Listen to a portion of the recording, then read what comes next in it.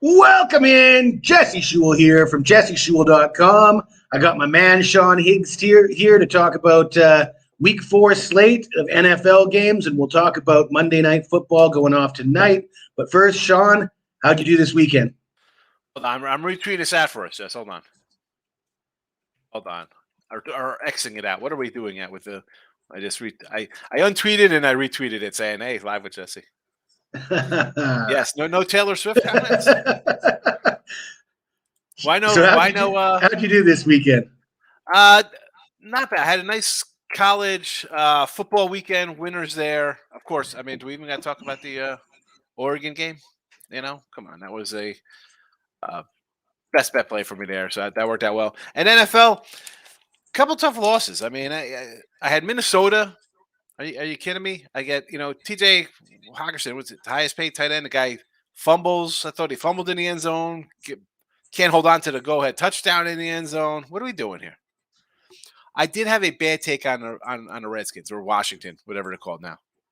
But again, 5-4 day. I'll take it. It's money in my pocket. College was 9-5. It was a crazy weekend. I feel really fortunate that I was able to come away with a perfect 8-0 sweep with football this weekend. I feel really locked in with college. I feel like I'm seeing the games before they happen, kind of thing. But fortunate with NFL because I'm still trying to get to that sweet spot. And well, as much as I love that Oregon to roll, you were spot on with the Alabama. Total. No, Alabama. Oh. The Alabama one. Oh well, the total too. Yeah, you were like easy. I mean, how's Colorado scoring? I thought we'd get a 55 piece from. That's what I thought. 55 to like 58, like somewhere in that range from. Well, speaking about Alabama, Sean, you're an educated man. You're cultured. You have an appreciation for the classics, right? When I say classics, I mean like the Egyptians made the pyramids. You got Michelangelo's David, the Mona Lisa. Led Zeppelin did Stairway to Heaven, and then Jesse Shule broke down Ole Miss, Alabama. I'm talking about the real classics. A master class in masterpieces. We have to check. Have you gone back to the comment section with Ross to see what the comments are? I think 1 or 2 guys came in and said, "Yeah, you were right on," and these guys were telling me Ole Miss wins outright and everything. Not too many people want to talk about it after they've given a bad take. I think it's fun. It makes this whole thing more exciting. I don't mind being wrong about things and owning up to it. Yeah, no, you have to. I mean, we put it out there. We say we might like it. If it wets the bed, I was wrong. I think like the worst part though, when it goes like a loser for us, I can handle it loses. The close losses are the worst because you feel like. I'd rather have it just be a blowout, and then all right, it's a bad game. Like Washington. All right, they weren't in from the start. That was just stupid of me. I was wrong about Buffalo. I'll move on. It's like ripping off the Band-Aid. Yeah, I can live with that one. Like when you don't want to do it slowly, right? Yeah, when you're in it, like the old thing is like I don't know. I say they can't handicap turnover. People are like, well, yes, you can if the guys are bad. I mean. Yeah, you have a terrible guy like Zach Wilson coming in, he'll throw out some bad an interception. But that's like the missed free throw, right, Jess? Like it's like, all right, that's a tough break. That's gambling. That's what we're here for. Those are more painful. The blowout, I could just chalk it up. Hey, bad bet. I'll move on. I'm not going to dwell on that one. At least I don't do it. Do you dwell on the blowouts when you lose them like in a bad way or no? See, I don't worry about it. Those are like that's a one-off to me. There's a handful of games in my life that I've lost sleep over, and the only one that came close to actually really screwing me up was the Atlanta Super Bowl loss to New England. That one was pretty. That kind of loss is just pretty tough to overcome, right? It took me about a day and a half of no sleep before I could really get back into the swing of things after. But aside from that, I take losses pretty well. I mean, it's you don't get to where we're at now without losing a lot. Michael Jordan said, I missed over 10,000 shots in my career or whatever. Yeah. Same thing goes for sports betting. You damn sure we've lost 10,000 bets each. So, that's how you learn. That's how you get here. The idea is to win more than you lose, and you're gonna lose some. So you better get as good at losing as you are at winning, because it's a reality.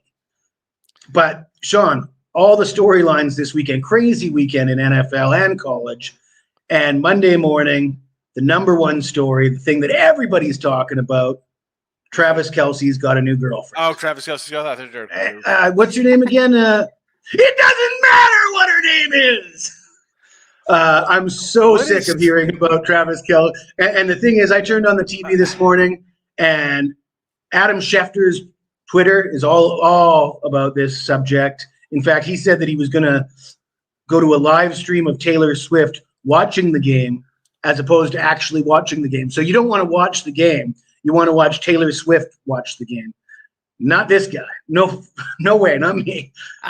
What else? Bill Belichick released a statement. Dave Portnoy. Bill Belichick released a statement on it. He said it's the best catch he ever had. He made in his life. That's pretty funny. That's shocking, though, that Bill even entertains this nonsense. I mean, you'd think he'd be more like us. Like, hey, can we talk about football now? I saw you follow Stormy Bonatoni on Twitter. It came across my timeline. She put up some like song lyrics after they break up.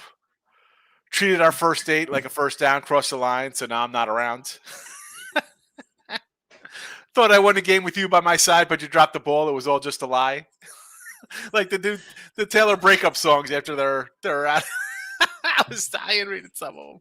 Oh, just imagine how much it's going to be in the news when they do break up. Oh my God! I guess the fact that she is basically like this like generation Beatles, like she's just a huge draw.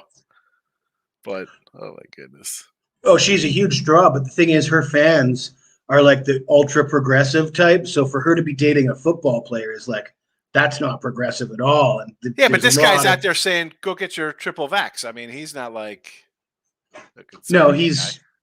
but he's still a football player. I mean, the really, really hardcore ultra left doesn't even think we should be allowed to watch football or play football.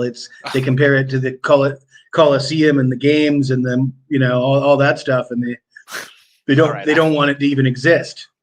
That's why I don't get into that nonsense with these wackos. Like, what? I mean, all right, if Taylor Swift's on the radio, my daughter's like, "Oh, keep on. I'll keep a song on." All right. Okay, well, let's just cut it. No more. That's it. From now on, we're talking about. From now on, that comment stands. Any talk of Taylor Swift, you're banned for life.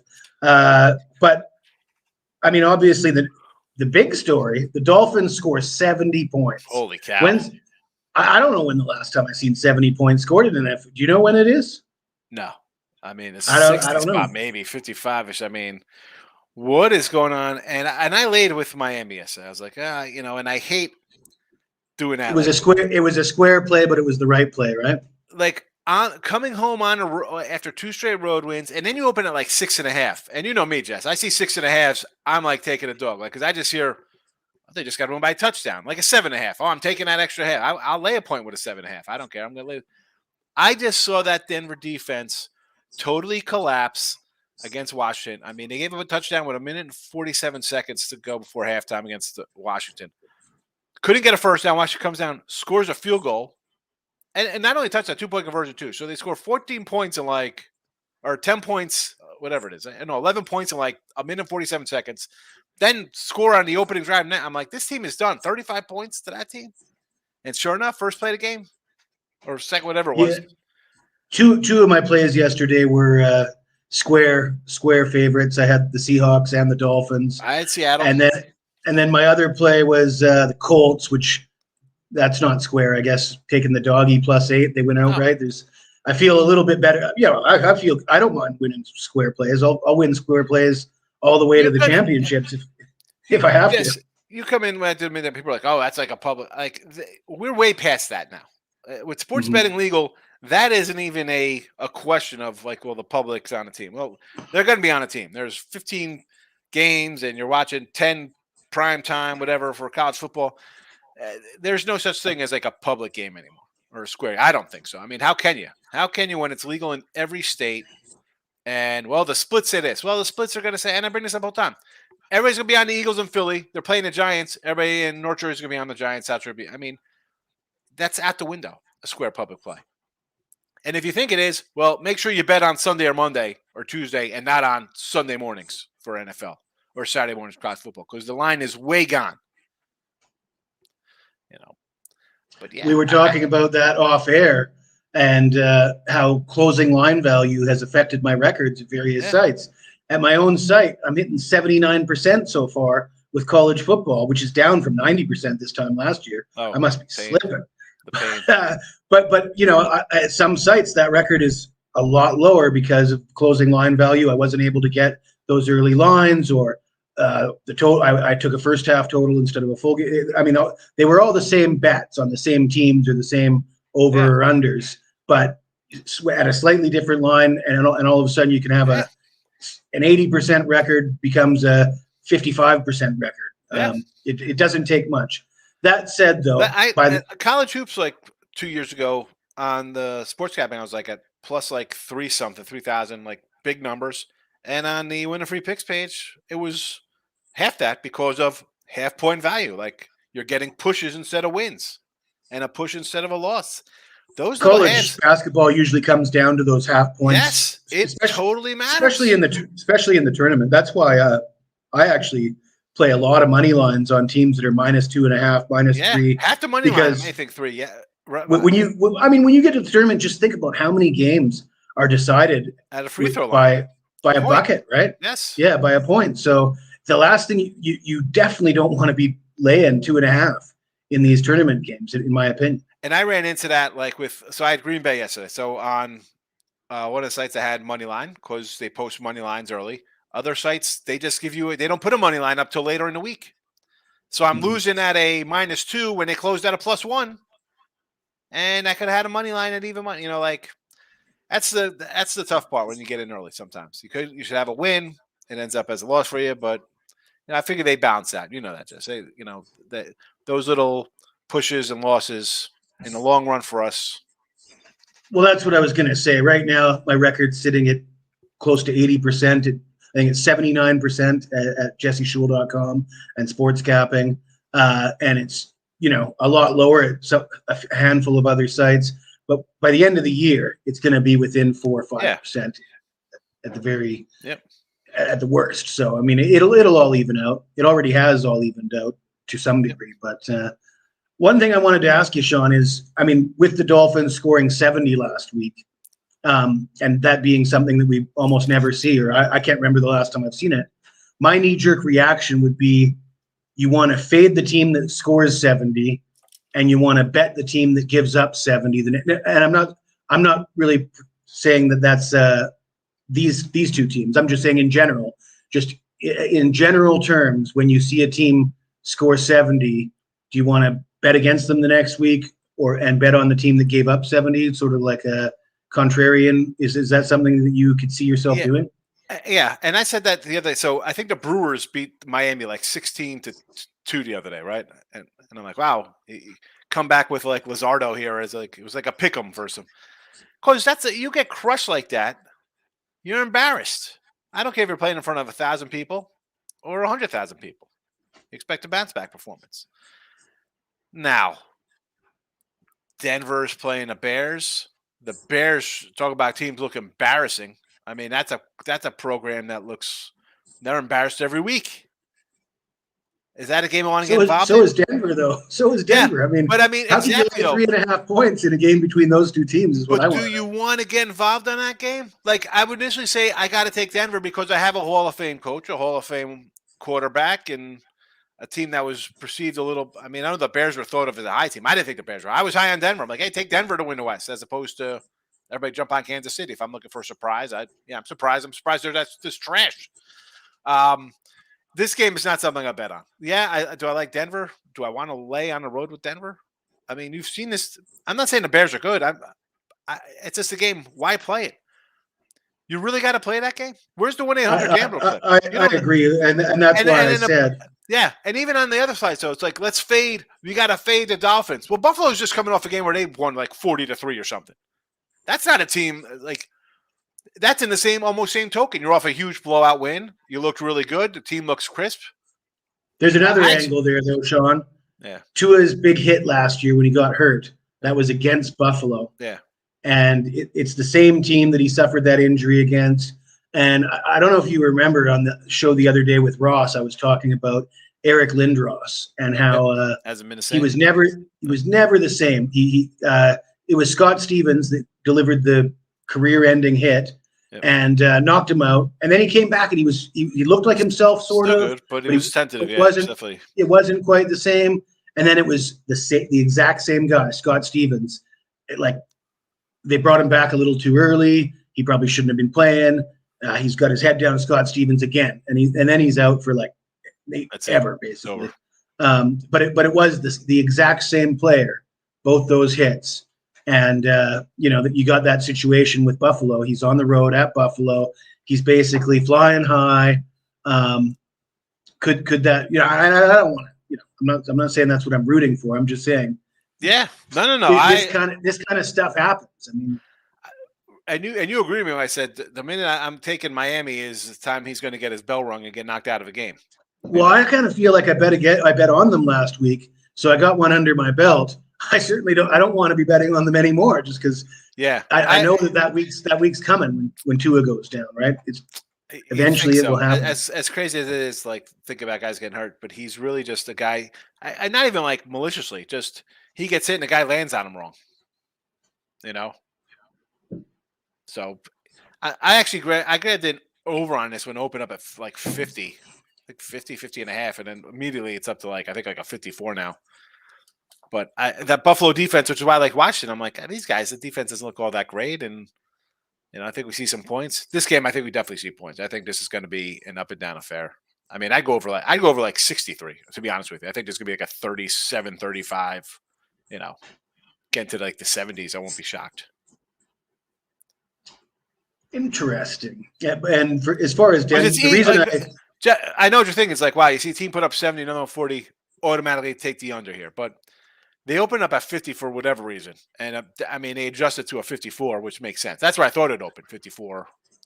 It opens 54, 55. I'm I'm staying away. I'm not getting involved. All right, that's a good spot. People are automatically going to assume. They opened up so low. This will make you laugh. 53. Yeah. No, I know, but the fact that he said this morning, because Sean does look at headlines the night before, and Sean's adamant that, and I fully agree.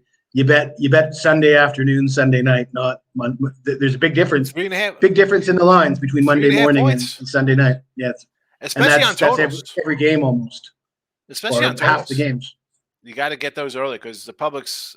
I think this game probably be 55 and a half by game time. I won't be shocked. Nobody's betting the under.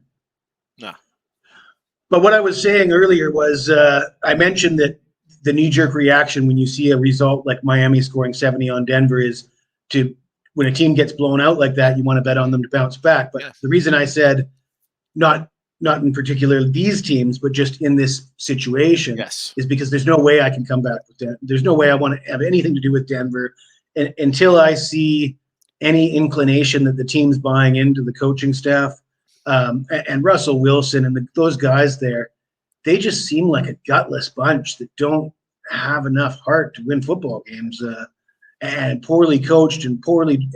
Maybe it's got something to do with the legal weed in Colorado, or they've been smoking it for too long or smoking too much of it. I don't know what it is, but that team is just nothing that I want to have a part of. And you can't really expect them to bounce back because they've been struggling now this is ongoing from last year. Yeah. And then there was no bouncing back. They just kept on losing. I'm not down. I'm not laying 3.5 points on the road with Denver. The fact that defenses look so atrocious. I'll give you look bad against Miami. All right. You're going to give up 30, 40 points. I'd expect that. 70? They couldn't stop a guy. They had guys rushing for 300 yards. I think they rushed for 300 yards on the ground yesterday. Let's not talk about Denver. Who cares about Denver? Especially the Bears. Who cares about Bears? Chicago's got crappy pizza and bad football. What are we even talking about? So we already talked about both these Monday night games. We covered that last week. But let me ask you: has your mind changed about anything since then? You got some good as I understand it, you got good lines on both games, so you're probably sitting pretty happy with that right now. I mean, we talked about them last week. We had Tampa Bay at +7 and Rams +7.5. What am I complaining about? I mean, I wish I had that right now. In fact, I would take 3.5 with the Rams right now if they. It sounds like Burrow might play. I mean, they haven't ruled him out yet, have they? The last report I got is that he was a game time decision. The fact and actually, I saw that he was taking first team reps in practice yesterday. Is what I read. The line hasn't moved though. You know, like usually it would tick up if there was an inside, like he's definitely playing. Like they would know if he was playing. Well, I'm not betting it unless you give me 3.5 anyways. Yeah. Right? So I'm going to wait till if I see a 3.5, I'm going to know that means he's he is out. I'm thinking since it hasn't moved a bit, I think he's not playing. But even if he plays limited, I'm with you. If he plays, I think the line will tick up a bit. It's not going to be a touchdown like the opener was. No, it would probably go to 3.5, I would guess. I think that's where we'll go. My thing is I'm torn on next week's game with them. So they have the Titans. Excuse me. They have the Titans next week. They're a 1.5 point fave, I think, next week. Yeah, I mean, the Titans. If you think he's out this week, like they don't want to play him on a short week, like do you take Cincy at -1 thinking they beat the Titans? I got the under. That under's already moved 2 points from 44.5. It's already down like 42, I think. 42.5 now. I wouldn't be betting on Cincy until I see a good game out of Burrow. I wouldn't want to be the guy chasing that first good game. Yes. You know, when you see him struggle 2 games in a row, grabbing the calf between plays, the fact that he's doubtful this week. Do you want to be chasing that? Oh no, that game is comeback. I don't want to be chasing that. I want to see that. Why I agree with you. And if he's hurt, see it first, the under. Then act on it. Limited offense, I'll take the under in that kind of game. I'm just saying for the fact that if people think he's going to play today, and it's probably more for Cincy, more fans of the Ohio betting people. Bet him, bet him today because that line, if he plays tonight. It's going to go to 3. It'll go up. It'll tick up. You won't be laying. You could get it at -120. They just got to win. That's why I just throw that out there. Again, I'm not involved in either side on that game. I honestly think it's a lost season for him. That injury that he has, and he apparently re-aggravated it last week, has kept guys have lost their whole seasons over calf injuries like that. Who was it? Wasn't that Kawhi Leonard? Lost a whole season for that injury. Oh yeah, right? All right. Yeah, he had a calf. A few guys in the NBA, a few guys in soccer. I think a few receivers have had that injury. But the fact that he re-aggravated it, but he re-aggravated it 4 months after he had the initial injury, right? Yeah. So what does that mean? Is that setting him back another 4 months? I mean, I think that's a legit question. Because that's on with you. Like if I'm not playing him today if you play him today and he gets banged up, he's definitely out Sunday. Like sit him out this week. So at least I think their plan is to play him hurt sparingly when they can, or try to get through the season with him playing hurt. But I have my doubts that you're going to see any, 350-yard, 4-touchdown performances out of Joe Burrow this year. There might not be one of those games. So to be chasing one. How long are you going to chase? It seems like a losing proposition. I'm not blaming the O-line for him getting hurt, but I know everyone want to chase. I was like, get me that. Who's that? Perry Sewell. Who's the lineman? I was like, take a lineman. Your quarterback went on his back 60 times last year. Who cares who his wide receivers are? If he's under attack all day. And the line, like you said earlier, you thought the line took a step back this year. They haven't looked good. Look at Cleveland. Big bounce back. And actually, both you and I were giving, all the hate at Deshaun Watson. Oh, he's done. He's finished. He sucks. He's horrible. And you stuck up for him. You said, listen, the guy missed a whole year and a half or something. He's had 6 games. Give him a chance to, and he lit it up yesterday. So, the Browns all of a sudden look, big bad defense. They were effective running the ball without Chubb. I wouldn't want to step in front of the Browns right now. No, that was my pick for the North there. Yeah, I'm still a little bit bummed out about that game of the year loss against Pittsburgh because it was one of those games where you got the right side, your team basically dominates the game statistically. You get a freak injury and freak set of circumstances, turnovers, and that's the worst. That's how you just got to expect that, I guess, gambling on football. But let's talk about some of these games next week. We got Detroit Lions, Green Bay Packers. I don't even need to ask you who you like in this one, do I? No, come on. It's a pack attack, baby. The Pack and Tampa are probably the midday money show and late night look at lines teams. Green Bay again, getting it done. Got crushed yesterday, Watts. I thought they had a good game. He threw for a bunch of yards and a couple touchdowns, and they maybe he meant to say he crushed. Oh, Watson he crushed. I hope that's what he meant, because he did crush yesterday. I was going to say, because I'm looking at his numbers. I mean, 27-33, 289, 2 touchdowns. Not too bad. Yeah, come on. It's Green Bay for me all day here. I'm taking a pack. Not surprised. Say. I wasn't sold on Detroit all year. I wasn't buying the hype train, and I had him yesterday. Much like you talk about the quote unquote square play on Seattle, I took Detroit because my thinking was the same. I got it ended up being Dalton and not the rookie, but I got young quarterbacks making road starts. Not interested in that. So, and here we go. I'll take Love. This team is. Let me ask you this, Sean. Before the season started, you picked Tampa to win their division, and you picked Green Bay to win their division. Nobody saw that coming. Everybody said you're crazy. Is anybody giving you enough credit for that? Like, do you feel like anybody's giving you proper credit for that anywhere on Twitter or? It's 2 days in. It's 2 games in, 3 games in. I'm not. 3 games in. I need to. Yeah, you know me. Right. I like I said, I didn't even want to hype my last football season because I had so much to live up to. So I'm definitely not saying anything about a team that's 2-1 out of gate or should be 3-0 or something like that. I'll wait. Let's get one to the finish line. I can say, hey, 1 out of 2, and I'm getting 10-1 odds. Pretty good. Rye Cape clarifies that he was talking about him getting. I didn't watch that game, Rye. I was pretty much drunk all weekend, and I'm not ashamed to admit it. I was on holiday in Vietnam, and I was drinking so much beer it'd be understandable if I was still drunk. But and I don't even drink beer when I'm at home. But when I went on vacation, I break all sorts of rules. So wasn't able to watch as many games as I normally do. But I had the Titans yesterday, right? I was a Titan guy. I figured, their physical defense. I didn't have the under though. Stupid me. But yeah, for me. Come on, Green Bay, baby, Green Bay. And then we got the Kelce Swift show at the New York Jets, plus 9.5. Over under 42.5. Any thoughts on this one? Yeah, I grabbed the under right out of the gate because Kansas City has a defense. They have a defense. The Jets still have a defense. Even at 42, I like this under. And do I like Kansas City laying 9.5 as opposed to 7 that it was? I don't know if I'll get involved in that. Right now, you're watching. Take the under. I'm surprised it's not going to be at 40. I mean, I said yesterday, I thought the Chiefs would win like 44-10. Like the Bears are terrible. We haven't seen the Chiefs kind of vintage quote unquote offense. You're not going to get that versus the Jets because the Jets actually have a defense. Plus, you're on the road.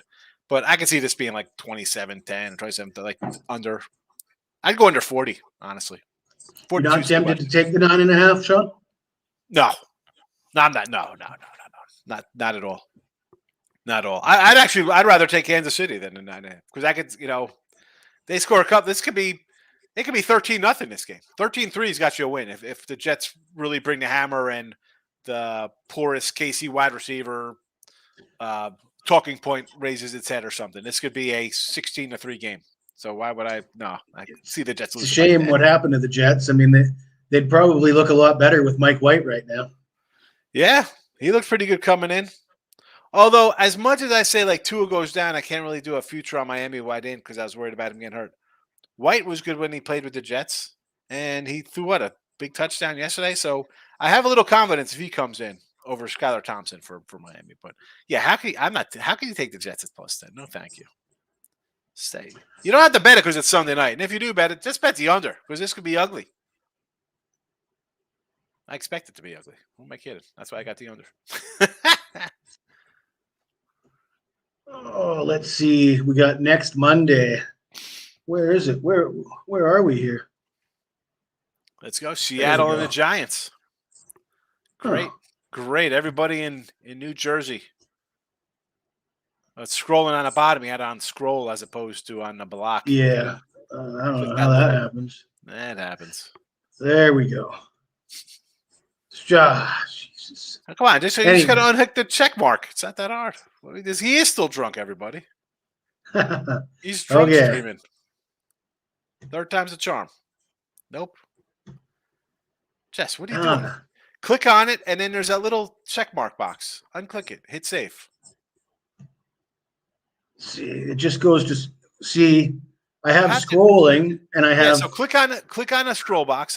Click on a box. Yeah. And then there's a little square inside of it with a check mark in it to scroll. You got to unclick it and hit save. Yeah, there isn't for me. Yes, there is. It's got show and hide is all. Yeah. No. No. There's a button that says to scroll it across the bottom. To unscroll it, you click on it. Yeah, well. Anyways, we got the Seahawks and the Giants. Giants are plus 1.5. The total is 45.5. Any thoughts on this one? Part of me wants to take Seattle, but cross-country flight, the Giants. There you go. They got some problems. I don't know. Are they problem solving like you over here, getting their act together after a couple tries? How about an under in this game? Really? Really? That shocks me. How are the Giants scoring? I don't know. I don't have anything in this game, and I was just thinking that neither team looks great on defense, and they both seem to be leaning heavily to the pass. Nobody seems to want to run the ball. I don't even know if Barkley is healthy right now. Yeah, he hasn't been all that effective. He hasn't had any great games. See that? Don't you think the 45 looks a little light though? Like, why isn't it like a 47? 46 and a half. Yeah, that's what I'm saying. It looks a little light. I mean, it looks 46 and a half. I'd be like, all right, I could see this game going over because I'm thinking 27-20. It'll get there. Yeah, neither one of these teams really looks like it could make a stop. I mean, the Seahawks, what did they give up? 27 to Andy Dalton and the Panthers last week at home. You know, Dalton.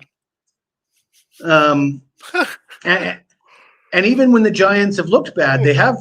I mean, I guess they didn't score any points on the Cowboys, but they did score points against Arizona on the road at Arizona. And actually, that Arizona game, as bad as it looked at the time, doesn't quite look as bad now, right?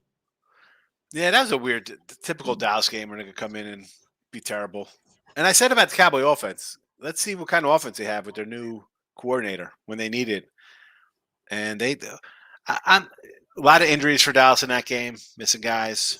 But again, this is also a Arizona team that somehow looked really good against Washington. Then Washington unloads against Denver. Denver gets unloaded on against Miami, but then Buffalo crushes Washington. You know, I'm not one to say, well, they did good here, and this team played that team good.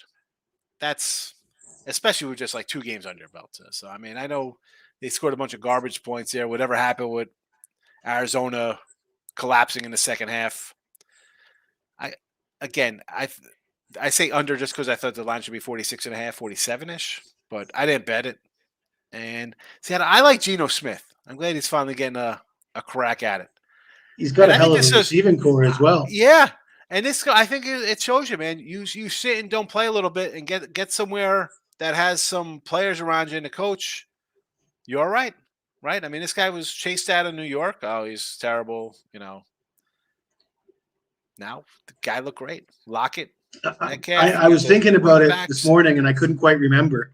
Was it Geno that broke another guy's jaw, or was it Geno that got his jaw broken? Geno got his jaw broke because he didn't pay his bills or something. Oh, really? Yeah, I think there was like a bet or something. I don't know what happened. Oh, wow. Yeah, the lineman. Some random lineman they bought in just beat him up in a parking lot or something. Broke his jaw. Oh, man, that's pretty bad when your linemen are breaking your quarterbacks. That only could happen for teams like the Jets and the Lions and the Bears and these type of teams. That's not happening in Green Bay or Kansas City or you know. I don't know. And again, with this Giant team, and I was high on the Giants. I thought I like Dabble Sweeney a lot. I'm like, man, he made Daniel Jones into a good player finally. He just needed a good coach.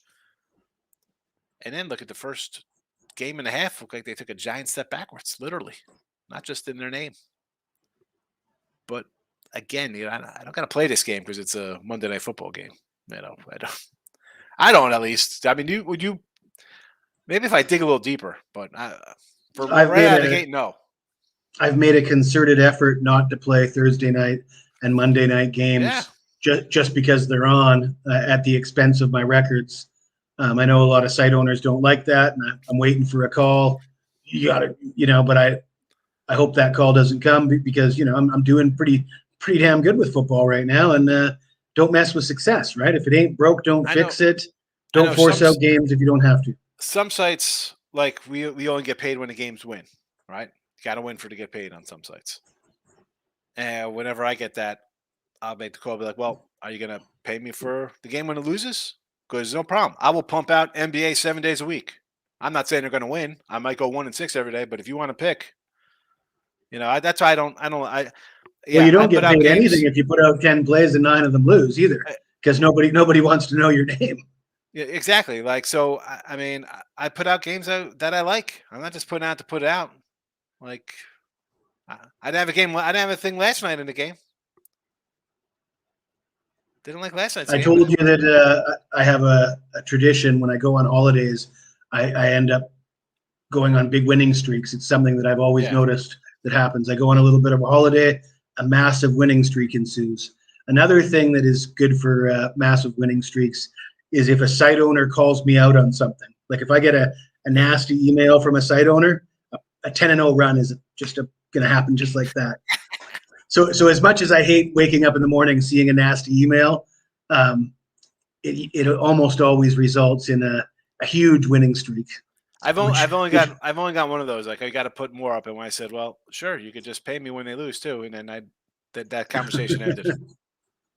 Yeah, well, it usually shuts them up pretty good when you go on a big winning streak because that's what carries these sites, right? Is you need guys that win. You got to win. It's not guys that pump out 10, 20 games a day and lose. That's not what carries these sites. No, you got to win the games. You got to win. Also, and that's like baseball today, 4 games. I didn't bet any baseball today. I've dropped my last 5 baseball. I can't catch a baseball game this month. I'm done. I'll take a losing season. It's losing season. I'm not chasing. It was good for up until the end of July, and then I just fell off the rails. I couldn't catch a break. And I don't, Jess, you ever find yourself like, I'm trying to see what happened. Like, what the heck happened? Like, I was doing really good, making money, and then it's like, boom. Is it because I just turned into football mode and I was just wrapped up into college and NFL getting ready, and then I kind of slip a little bit and just going off, not keeping good numbers, and I don't know. It happened. Well, that happened to me last year, actually, in football season. I was basically the number 1 capper on all the sites I was on, all through September, first 2-3 weeks of October, and whenever college basketball and NBA started up, which is usually November. Mid to late October. Yeah, well, college, NBA, no, college is like usually November. Yeah. Anyways, so when those sports started up, it was hockey too, hockey and NBA. So all of a sudden I have to prep and prepare and start putting out games for these sports. And my football just went in the shitter. It was a catastrophe. I went from, I had an 80%, I was 80%, I think it was, with both NFL and college in September, and probably still hitting like 75% with both in mid-October. And then it went right down, just boom, like a big losing streak for 2 weeks while I was trying to pick up and learn the college and NHL or NBA and NHL. And then I ended up getting frustrated with it. I had a terrible start to NBA too. I had a really strong season in the end, but what happened was I started putting out a bunch of NBA plays, mostly because that's what you're supposed to do. That's what the sites want you to do. And I was a little bit excited about NBA starting up, but it didn't work out. Went in the hole early, and then I just shut it all down and said, back to what I know, Yeah, back to is winning. concentrate on football. And I basically turned off the NBA as you do, and until we get to like a month before the playoffs. That's it. And then in that time, a month before the playoffs, through the playoffs, I ended up racking up a pretty positive winning record at both sports capping and picks and parlays. Finished with a pretty strong winning season in NBA, despite the terrible start. And a lesson learned. I mean, this year when NBA starts and when college basketball starts, I probably want to, dip my toes in that water, get a little bit of a feel for the temperature maybe, but not diving in the deep end on day one. That was a mistake last year. NBA for sure. I'm not. I tell people, like, these guys, it's game 2. Oh, we might have a guy sitting out today. Are you game 2? You're sitting? No, thank you. I can't. I mean, you've handled yourself quite well coming off the season you had with NFL last year.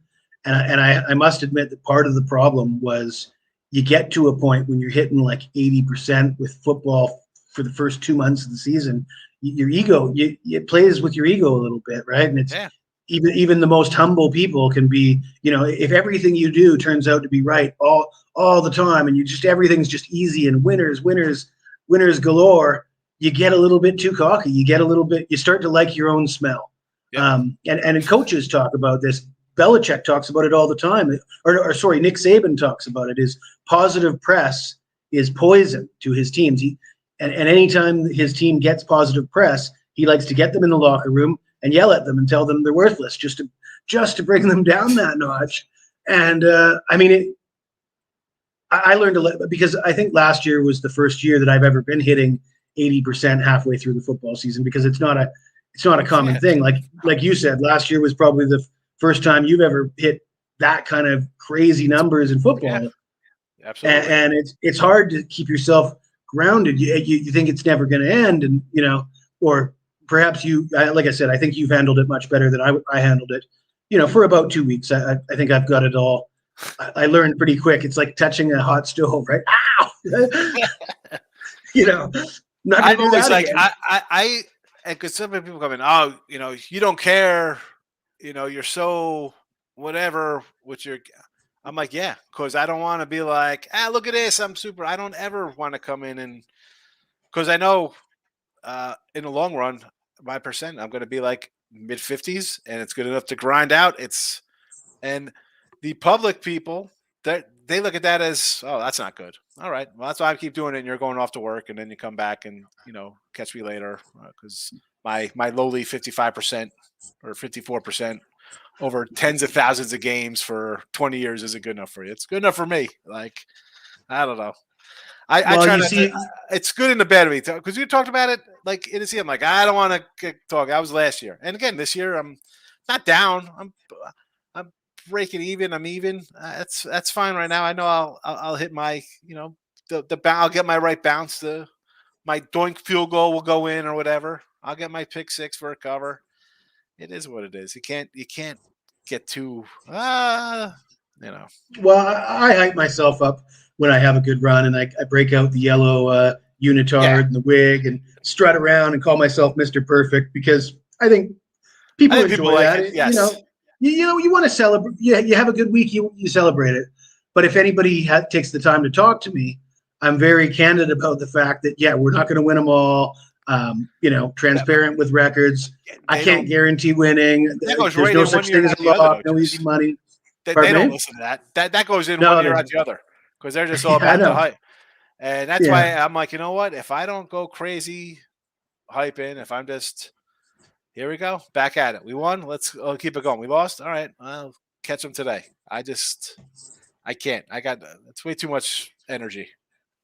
Tongue Tied's in the house. Tongue Tied, you're familiar with Tongue Tied? Yeah. And Tommy too. Tamoose was here before. I forgot. I know Tommy from Midday Money. I'm not as familiar with Tongue Tied, but I like the Tongue picture. Tied pops in. Yeah, the tongues. It's great. Those are tongues. I see that. Yeah. Yeah, I thought it might have been even naughtier than that. But that's what you got to look at. It's a little weird. I figured that out. It looks. Yeah, they look like other things. Oh yeah. So, what do you think about college this past week? I guess I feel like I was the only pro not to be on Oregon, and I guess I was hoping to get an even better deal betting on Oregon. How could I mean that was right out of the gate? What did you think you were getting a better number at? Well, I mean, Because the I public think was going to bet it. You thought it would come down. Well, it opened at 15, didn't it? Yeah. Did you actually get it at 15? Yeah, a 7. Yeah, and that's 17.5 too as well. Yeah, I mean, I would have liked it a lot better at that, but I wasn't on the ball. Then, then it was like at 14.5 or 2 at 1.15. Mm-hmm. I thought it was going to be a 30-point win. Again, I was thinking like 55-23, something like along that. 42. It was 42-0, and I was like, take the team total over. The fact they went for it, it was went a fake punt from their own like 12-yard line, Oregon in the first quarter. You knew they were going to be like, no, you guys aren't ready to play this kind of football. But they didn't. The team total didn't catch. But I was so heavy on Oregon anyway. I was like, there's no way this is going to be closer than 30 points. I still think I liked the Alabama game better than that one. I mean, that to me, I got a nice middle on that. Nick Saban, Alabama. I had a 15 with Ole Miss, and I got this 7 with Bama. Because I thought that line was – I thought it would be reopening around 12. 10 to 12 I thought would be the right kind of number there. Tommy knows what he sees. Yes. I thought that line would reopen around 10 to 12. I even put that on Twitter. I'm like, all right, Ole Miss plus 12, sure. And it was back at 7. I was like, wow. Yeah, like you said, writing off Alabama, I wasn't writing them off. I mean, like you and I brought you up a couple times. I said, I think Jesse was spot on, man. He said they had the second and third string quarterback. They didn't play the starter. He had to have broke some team rule or something. So they get through a game. He wasn't terrible versus Texas. I mean, it's Texas. You know, I mean, well, the information was out there. Josh Pate was telling everybody that would listen that Milroe was suspended, and even Saban on the Pat McAfee show outlined his plan. He didn't come clean about the suspension, but he sort of talked around it and sort of, if you read between the lines, you could see what was going on. And then he told him, what his plan was with Milroe moving forward, how his confidence was. And I mean, it all unfolded sort of how he described it. Yep. And I mean, moving forward, I think keep an eye on unders in Alabama games because, I saw 16 rushing attempts from Milroe, 21 passing attempts. Yep. So it's almost 50-50 just quarter for the quarterback. And then the rest of so the 21 passing attempts, 45 rushing attempts for Alabama last week. Anytime you're running it. I like Alabama this week. I like Alabama this week. Yeah. Will Rogers in the formerly known as the air raid offense. Whatever they're doing there in Mississippi State is not working. No. Terrible. I mean, you couldn't stop a run. It seemed like you were just thinking you'd go in there and walk out with like a touchdown win or something. 4th down, deep territory, you get field goals. How did Pollard not get a touchdown?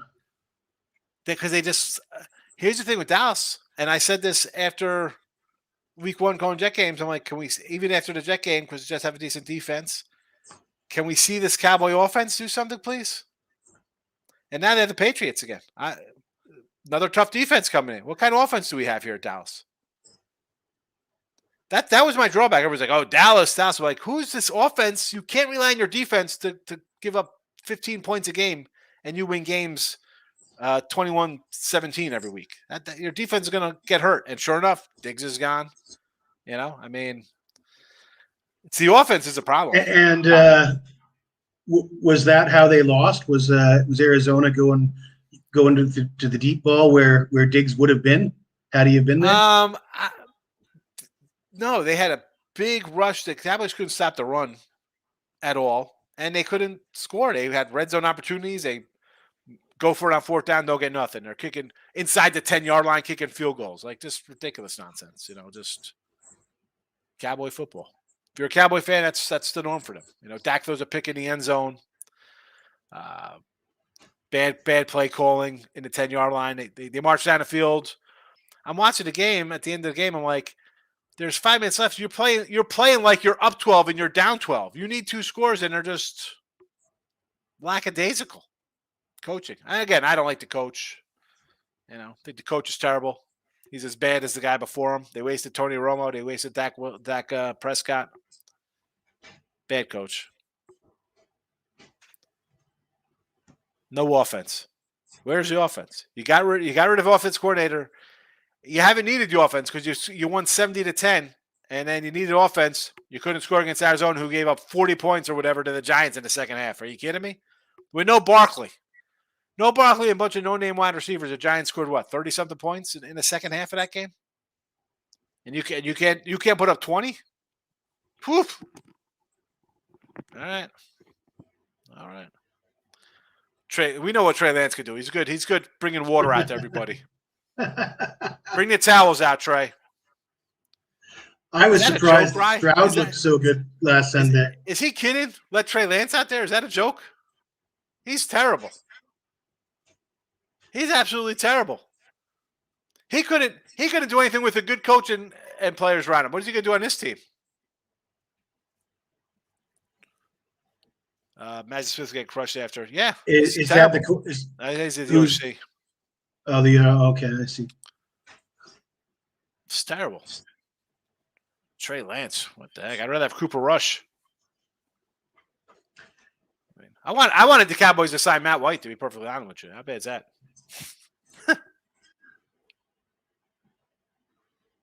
And Nathan Rourke still doesn't have a job in the NFL. Kind of blows my mind. What's he on? Is he on Jags practice squad? I guess, yeah, he is on Jags practice squad. Geez, he might be eyeing up the starting job after Trevor Lawrence last week. That's another. They're like the Lions, the hype. Oh, these guys, they're going to surprise this year. I take those hype. I mean, my hype teams are Green Bay and Tampa Bay. They were not in the Browns. They were not the Jags and the Lions. Although, let's talk about the Colts real fast. Last year, right, Super Bowl kind of contender kind of team. A lot of talk on them last year. And now this year, I got to say, they were kind of in versus the Jags. Big win yesterday. Can they be for real? I think they're for real in that division. Now, I like Tennessee in that division because I figured I had all the veterans there. I got a good defensive head coach. I got Tannehill, Henry Hopkins, old guys, but enough to get you through the way Tennessee plays football, blood, sweat, tears, a lot of heartache, ugliness. Perfect for that division because you have young quarterbacks and stuff like that. But, man, give me Minshew. I get Minshew. I kind of like the Colts here.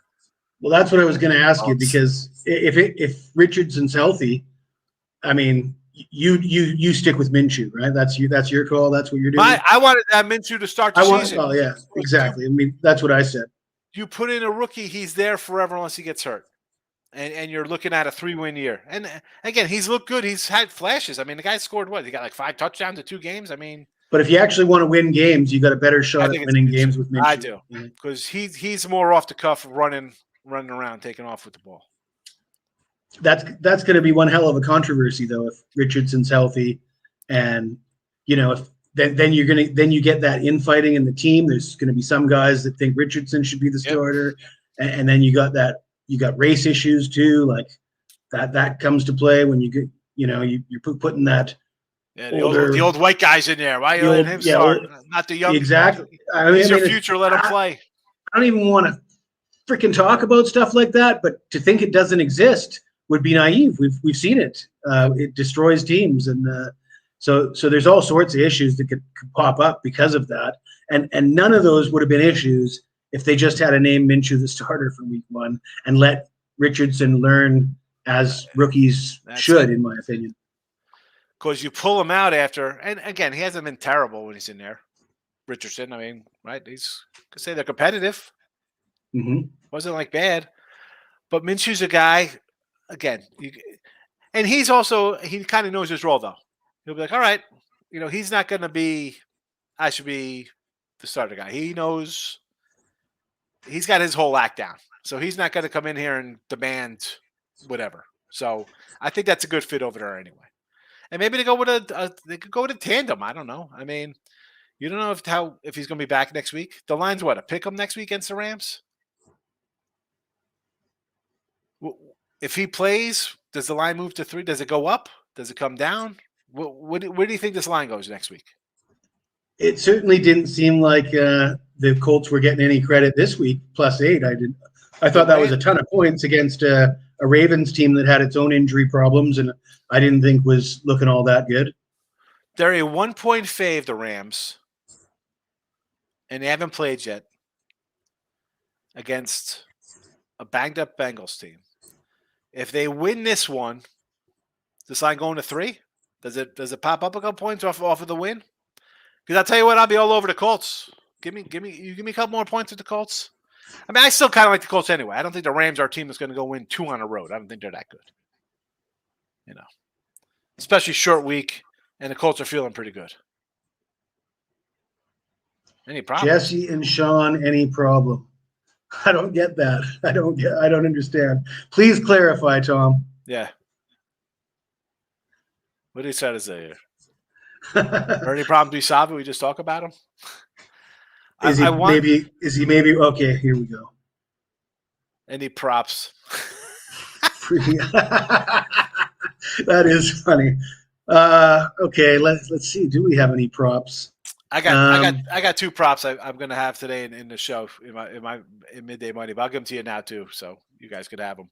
I like Brown anytime touchdown was a +135 at BetMGM, and Nakua is a +160 in the Rams game anytime touchdown. So those are my 2 props. Squarish, sure, but plus money on 2 guys who are going to get 10 targets each. I'll take a shot. 10, out of 10, I can get a TD. I think I can. I think I can get one. I'm going to say whoever starts at quarterback for the Bengals to throw an interception because their offensive line stinks. I like betting on quarterbacks to throw picks, yeah. Some quarterbacks have been quite dependable over the years. Jameis Winston, anytime interception, has been a big moneymaker over the years. Rye's an Eagle fan, so of course he wants the Evans. Evans over receptions for Tampa. So Eagles are in trouble, I guess. Or do you just think that because you think the Eagles are going to be up 34-3 and they're just going to have to throw the ball all over the place? Rams are getting 3 now. For tonight's game. That's tonight. Like I told you, I think Burrow. If Burrow plays, it'll get to 3.5. Yeah. Okay. Oh no, I thought that was. Because you just talked about the Rams and 10 and Indianapolis. So I thought Rams are 3. I'm like, what the heck? I was gonna look to see if I could find a Indy at a pick'em or something. I thought, but that's for tonight's game. Because you just talked about Rams Colts next week. That's why I was confused. Well, they were at 1.5 earlier, and yeah, I guess I can see money's coming in on the Bengals. People are expecting Burrow to start. Yep. And that's what I want. I want to get a few. If you give me a few more points because Burrow's starting, I just don't. I can't. I don't think Burrow's going to ever have that game this year. I think it's going to be a season of struggles for Joe Burrow. I could be wrong, but until I see evidence of otherwise, I'm going to assume that calf injury is going to linger for months, and the offensive line's not going to fix itself overnight. So I'm not high on Joe Burrow right now. I agree. Wasn't high on him this season anyway. Colts Rams next week. I see pick'ems and -1s. Might do an over in that game, 45. I don't know. What else? Anything else? We'll wrap this puppy up. Yeah, no, I think we should wrap it up. It's been almost an hour, and you've got midday money to do. I like how it's it's gonna be. We'll go like 20 minutes next week. Keep it short. There was a lot to talk about this week, though. It was an exciting week of football. At least it felt like it to me. But yeah, we'll catch up with real fast heading out of here. USC is what, 25 now? It was like it was 17 or 18, then it was 27 or 28, then it's down to 24, 25. What are your thoughts against Colorado? Over? Just taking over because of the defense? What is the total? Like 75? It's got to be high, right? Because USC defense is. You think they're going to score 80? Really? Let me see if I can find it here. I don't know. I'd lean more toward Colorado plus 25 at home than USC. I mean, USC This is a not noon Oregon. game too. Noon start. Wow, it's 22. Talk about a bad number. I got a 27 and a 24 and a 17 in this game. It's down to 22. 73. Yeah, money's coming in on Colorado. So, yeah, I mean, I think USC. I don't like USC to cover spreads because they just give up a ton of points. Yeah. I mean, they don't. That game that Oregon had last week, USC doesn't seem to do that. They seem to content to score 55 or 60 and give up 35 or 40. And they also, I mean, they got a coach who's going to be like, well, my guy's the Heisman guy, so he's going to go out there and throw. They don't care. They're not going to stop 42-0 because this game's going to be 42-24, and they'll be like, keep throwing. Keep throwing, Heisman guy. You want to be number one pick? You got to throw 7 touchdowns today. Like, really. Williams might go for like 6 or 7 touchdowns, like 480, 500 yards. Colorado cannot tackle. They cannot tackle. And I'm sure they're missing Hunter a lot. I don't know. USC defense, I know it's bad, but I think they'll be able to get after this kid. I mean, Sanders all right, but he just takes a lot of, he stays. Well, they got no offensive line. They got no They got nothing at the line of scrimmage. So any team, when they face a team that has a solid defensive line, offensive line, they're gonna struggle. There's no doubt about that. What's gonna happen? Like, who do they have next? I think they have Arizona. I mean, again, they'll probably have about like 5 wins on the year. But when they get mauled by the good teams, and they're going to lose by like 20, 30 points to all the good teams here. Oregon State, Washington State, whoever. That's, When is it going to get to be like, oh, well, the offensive line's got to protect the quarterback. Like, when's it going to come down to like some finger pointing a little bit? That could be a problem. Well, the thing that Colorado fans don't understand is their 3-0 start was a little bit fraudulent, and they refused to admit how fraudulent it was. The win over TCU was fraudulent. It took a ton of luck and some poor coaching by TCU. As much as we want to say, oh, the people are just following, I tweeted out, you see Sports Illustrated? College football community shocked, stunned by the way Oregon lost. Who was stunned? I said, if you think that's stunning, why don't you turn in Saturday when they gave up 65 or 70 points to a guy? Like, how could Sports Illustrated tweet out that the football world is stunned at the loss? What are you talking about? Not anybody was stunned by Oregon's blowout win. Who was stunned by it? They were 20-point favorites. You know what you sound like right now, Sean? It sounds like you're reciting Late Kick with Josh Pate. That's no Sports Illustrated. I tweeted out Sports Illustrated. The college. No, I know he did. He printed it out and held it up, and then crushed it and threw it in the bin. And he gave a rant just like you're giving right now. What are you talking? You're Sports Illustrated. You're Sports Illustrated. You have like a sports betting section. You didn't see there were 20-something point underdogs. What are you talking about? Come on. The week before, there were 24-point favorites. I should be ashamed of myself that I wasn't on Oregon. But it's hard to be ashamed of myself when I've won 9 straight with college football and hitting 80%. It's hard to be ashamed of myself, damn it. Any thoughts on this?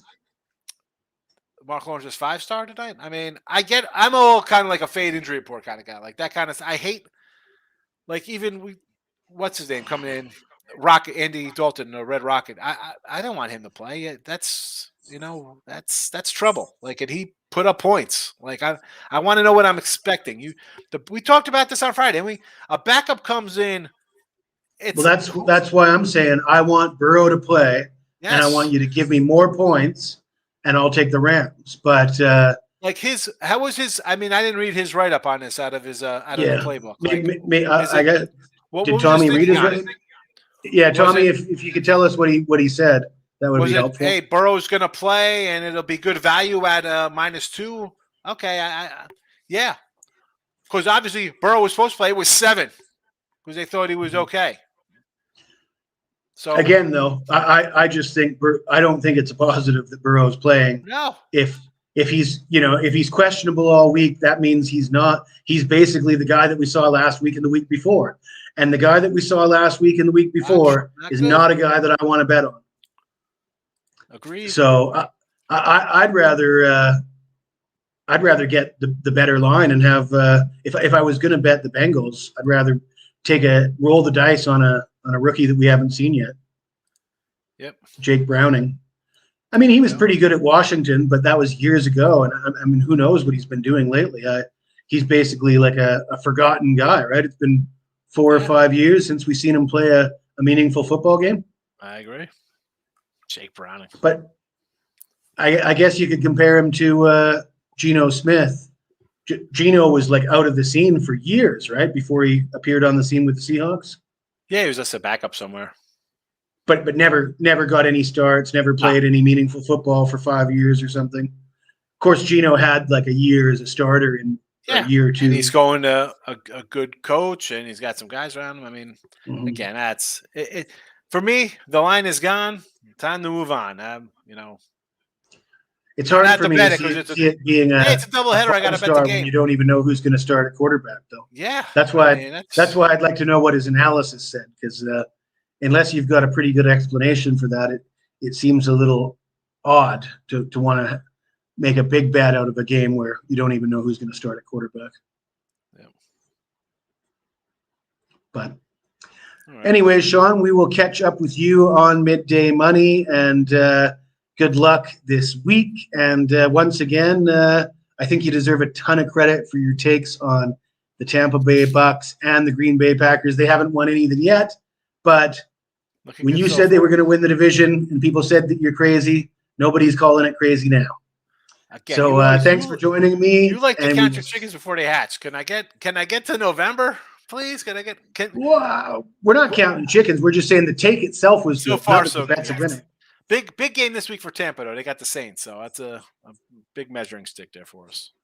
Yeah. Well, I have faith. I do have faith, but let's call it. Thanks for joining me. We will see you we'll see you tomorrow on Winner's Circle with Ross. Yeah, we got Winner's Circle tomorrow. We just got the schedule, so I saw that. Got the schedule. South Carolina, Tennessee, real barn burner there. Spencer Rattler, love it. All right, take it easy, Jess. Looking forward to it. Cheers.